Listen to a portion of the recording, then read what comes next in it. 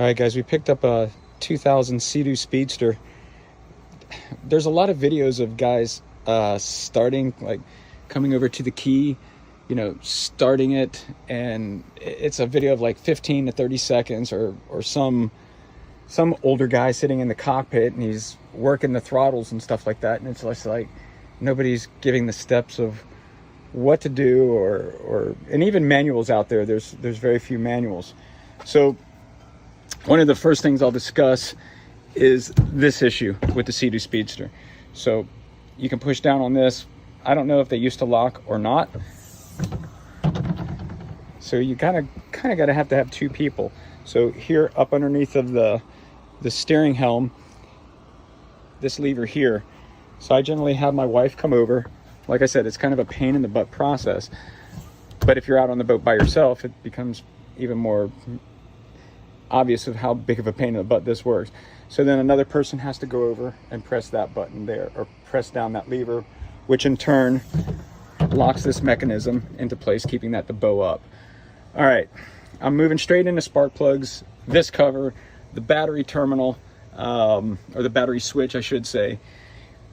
Here's your pole as well. This couldn't figure out how to get this back down, and it was literally just a slight push. So if you've ever elevated this and it locks into place, just give it a good push and it pushes right back down. So that's your ski pole there. So this cover, another silly thing, this had wedged up underneath the lip, and I was sitting there for the life of me, couldn't figure out how to get it off. And I build cars and work on cars, and just, you know, it's common sense stuff, and I just didn't common sense my way through it. So I just came up here, pulled this cover off. Now, I won't go into the engine area currently, but I will talk to you about this. Much easier to take a screwdriver, and I'll zoom in real quick. See those three bolts? Those three bolts there?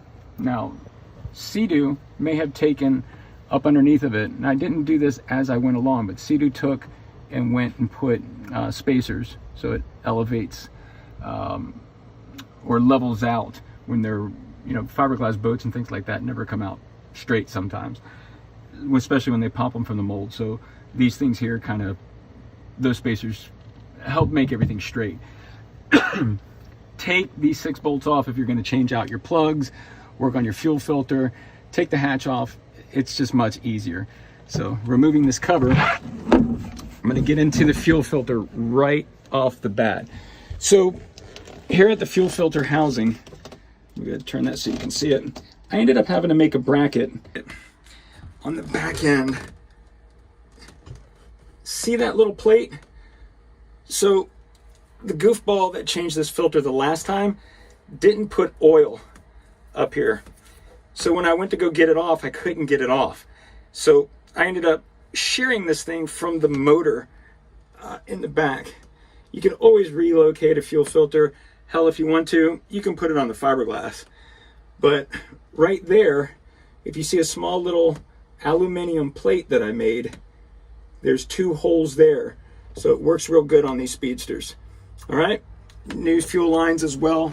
EFI, new fuel lines. But to do all this stuff, and there's the plugs, anti-seize on the threads, and then also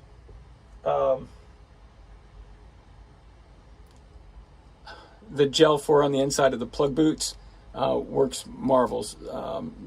Dielectric grease, wow. So I'm out here in the hot sun working, so I'm just doing a quick video on this so that you guys can see. Remove, all right, so here we go. And also cleaning the engine bay, oil saturation everywhere. So if you can look at the way the tank is, the back of the seats, there was just oil everywhere. It looked like it had flooded or taken on water at one point. Wasn't really well maintained. Maintenance, it's a 20-year-old boat. All right, back to these. Don't try to pull these clips out. Just put a screwdriver in, pull them out, pop it out. Same as on the bottom. It's real simple. Don't pull them out. That allows you to take this whole cover off. Just makes it easy to get into and work. All right, next step. So the boat runs great. You don't need to hear me go boom and fire it off. But we did have a dead steering. Wouldn't move anywhere. Let me take it one thing at a time. because again, nobody's talking about it. Neutral, forward. So I came up here to work with the throttle, and I'm like, oh my God, my throttle cable's locked. Negative. What happens is when you turn on the boat, this will free up. So you got to start it in neutral, and then this will free up. So then you're able to go back to your cables in the engine compartment and lube your cables as such and properly. But she's got to be running for this to move. Because, I mean, think about it. Being a new boat owner, and you just bought a 20-year-old Seadoo Speedster, your steering's a little hokey as it is. It's kind of locked up, and you're going, well, now this is locked up, and you're doing the, holy crap, what did I just get myself and my family into? So this, again, when it starts, this here, neutral, you can put it into forward, and then you can vroom, vroom, do your rev, all right? Or you can do it back at the engine as well. Steering. I'm going to show you a very, very, very simple solution to the steering.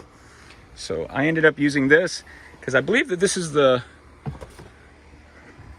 ECU, electronic control unit, or power module, power commander, whatever you want to say. So I don't believe you want to get this wet. Let me see. So maybe it's a circuit board, not really certain. So that's not what this video is about. However, this little monkey here, so I ended up taking, if you can see, it's freed up now. It wasn't freed up. It was literally like real like choppy, like cook with the sound effects. But you can imagine what that sounded like.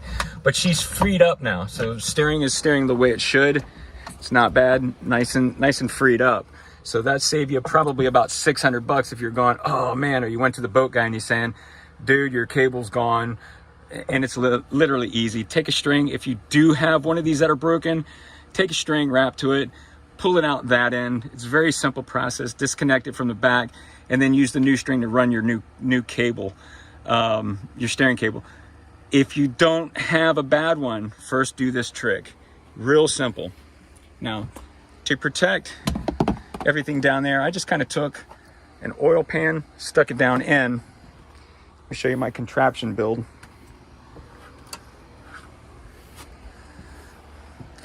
Real simple, guys. So I disconnected these two bolts. Let me get my finger in there. Sorry, I'm working against the Florida sunlight, and it's brutal. Let me show you. Whoo, she is hot. And she just ended up raining, so the boat was saturated. All that over there just kind of passed over us. So if you can see, there's clouds over there. So in working on this, I let this sit under pressure. Now, I'll explain this fitting here. I took my air line off of my air compressor. Sorry for the camera wiggling and wobbling around, but you can deal with it. So just took this. If you can hear the thunder in the background. I just put my air compressor, boom, on there. I've always been a fan of Marvel Mystery Oil. If you're an old car guy, you know for a fact Marvel Mystery Oil is fantastic. I disconnected these two bolts here. And again, nobody is making videos on these old Speedsters. This is really easy, man. Disconnect these two bolts where my fingers are. That'll take this housing off. I disconnected this off the top. This way. Not real sure what that cable does. Maybe somebody can comment below. But that goes there. I'll look at it in a little bit to see how that goes back on. But disconnect these two here. Took this bolt off. Drop this down. You can see this here.